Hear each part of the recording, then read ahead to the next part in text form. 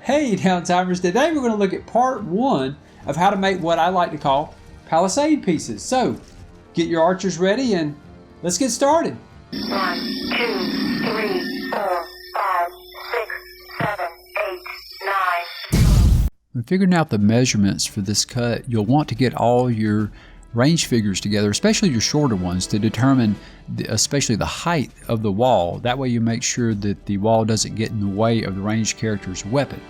So after I got all my characters together, all my figures together, I noticed that 3/4 inch was a good measurement for the height of the wall, and I wanted to go an inch in. Now I didn't want the width of the walkway behind the wall to be less than an inch, and so I went with an inch to be on the safe side. But also, you don't want to take too much away from the wall itself, right? So the more that you cut into the wood and the wider the walkway, the thinner the wall is going to be, and you don't want it to be too thin. So I think an inch is a pretty good measurement for that.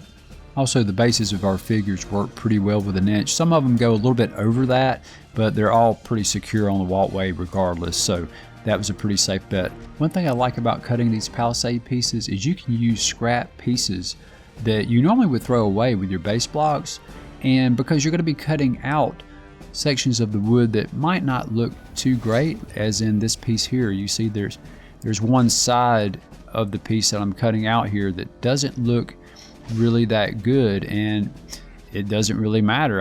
This is going to make a great palisade piece because I'm just going to cut that right out, and the portion that's left behind is still not quite 100% perfect. It's not going to look that bad anyway. It's going to look battle damaged. So these actually work pretty well for this. And as you can see, I'm measuring this out, and I'm using my Lego T-square to get my straight lines so I can get lined up for the cuts. And after I'm done drawing the cut lines, I'll be ready for the next step.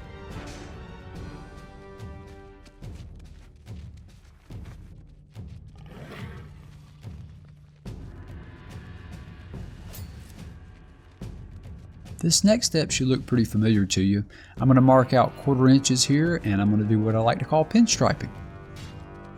I wanted you guys to notice this here. What I did on the sides of the palisade pieces is a little bit different than what I do on the sides of the base blocks. You see, I did 1/4 inches all the way up to where the wall is going to be, and then I stopped. I didn't go 1/4 inch there. I just went with, I believe it's about a 1/2 inch, right? So I stopped about one line early. And the reason being is because I'm probably going to burn just right up to the inside of the wall. I'm probably not going to make another board or another plank there.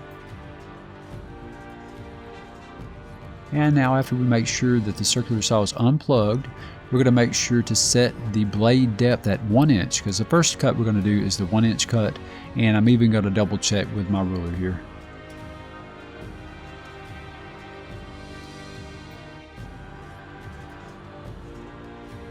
Now, in order to cut the 1 inch line, we'll want to put the palisade piece in our workmate table and clamp it down as best we can, and also make sure that the top of the palisade piece is flush with the top of the boards. And once we make sure that it's secure, we'll want to start up our circular saw and make sure the cord is away from the blade and will not get in the way of the blade or anything else while you're using the circular saw. And then we simply want to go down the 1 inch line. The reason why we want to make sure that the palisade piece is flush with the workmate boards is because we want to make sure we get an even depth cut with the circular saw, and that's going to be the best way to guarantee that. Also, you'll notice I'm using another piece of a 2x4 on the opposite end of the workmate, and that's going to help our vise boards to line up parallel and even with each other and get a nice even grip on the palisade piece. And I'm showing here where I got a really good even depth cut with the blade, because I did make sure that the palisade piece was flush with the tabletop.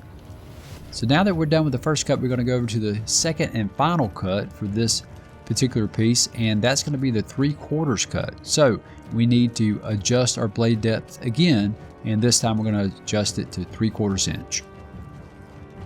So the second cut's a little more complicated than the first cut. You guys are probably thinking, you know, if you had a table saw, this would be a whole lot easier. That's true, but I actually have a fear of table saws. And while I do have access to a table saw at a relative's house, I don't actually own one myself, and I feel just a lot more competent and safer with a circular saw. So I have devised a method for kind of skirting this particular issue with a circular saw by adding two 2x4 scraps beside the Palisade piece in order to make sure that the base plate of the circular saw stays flush and even throughout this cut. So as you notice, I'll set those alongside the Palisade piece and make sure it's good and secure, and make sure that the top of the Palisade piece is flush with the 2x4 scraps that you're using beside it, because of course that'll make sure that you have the proper depth cut. And there we are with part 1 done. This is a really nice start to a good Palisade piece. And you notice I have 4 of the Palisade pieces there with the scrap pieces left over. Be sure to save those scrap pieces. We will be using those in the future. Yeah, should end up with something that looks a little bit like this. They're already starting to take really good shape. They're actually pretty practical to use as is right now, but of course we have a little bit more work to do on these, so keep an eye out for part 2 coming up real soon on how to make the Palisade piece. And of course these are going to come in real handy for our wooden fort, right? Alright, if you guys would, please give us a like. If you haven't already, please subscribe, and as always guys, thanks for watching.